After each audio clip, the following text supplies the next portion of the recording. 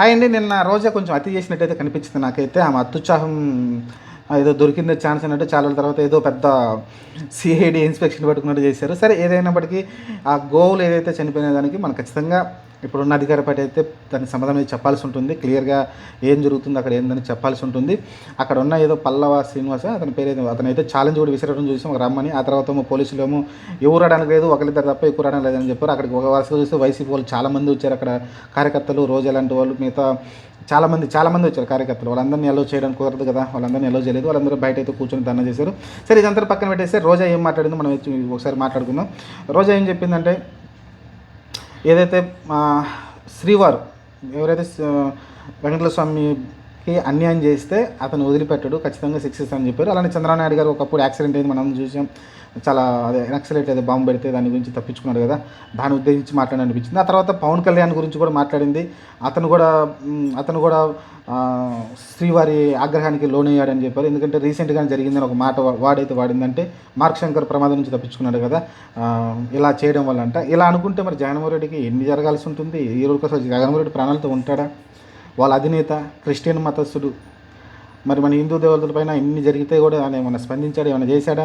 రీసెంట్గా ఉగాది శుభాకాంక్షలు కూడా చెప్పలేదు, ఇవాళ గుడ్ ఫ్రైడేకి శుభాకాంక్షలు చెప్పాడు. మరి అతను ప్యూర్ క్రిస్టియన్గా కానీ కనబడుతున్నాడు కదా. మరి అలాంటప్పుడు సంతకం పెట్టకుండా ఎన్నిసార్లు తప్పులు చేశాడు? స్వామి దగ్గరికి వెళ్ళాడు.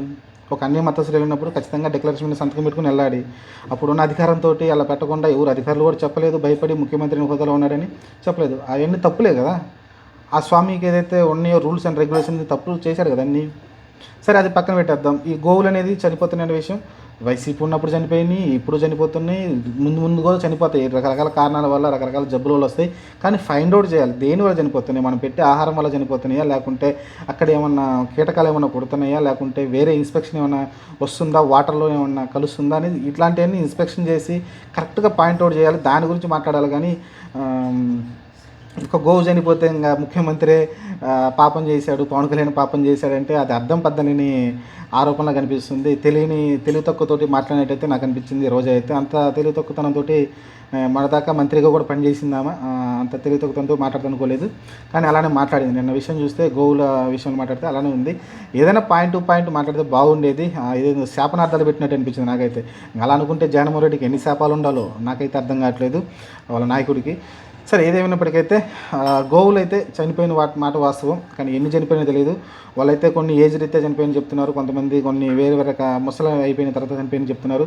కానీ కరుణాకర్ రెడ్డి ఎవరైతే ఉన్నారో అక్కడ లోకల్ అతను లేదు కొన్ని చిన్న దూడలు కూడా చనిపోయాయని చెప్పుకొచ్చారు. మరి ఆ దూడలు చనిపోతే ఖచ్చితంగా దానికి రెస్పాన్సిబిలిటీగా చెప్పాల్సి ఉంటుంది. అక్కడికి వెళ్ళి మనం చేసేది ఏముండదు. ఖచ్చితంగా అధికార పార్టీయే వెళ్ళి రిపోర్ట్ తీసుకొచ్చి ఇదిగో పలానా కారణంతో చనిపోయినాయి, ఇంతకుముందు ఎన్ని ఆవులు ఉన్నాయి, ఇప్పుడు ఎంతవరకు చనిపోయినాయి, ఇంకా ఎన్ని మిగిలి ఉన్నాయి అనేది ఒక క్లారిటీ ఇస్తే అయిపోతుంది. దాన్ని దాచాల్సిన అవసరం లేదు. ఎందుకంటే అక్కడ ఎవరు తప్పు ఉండదు.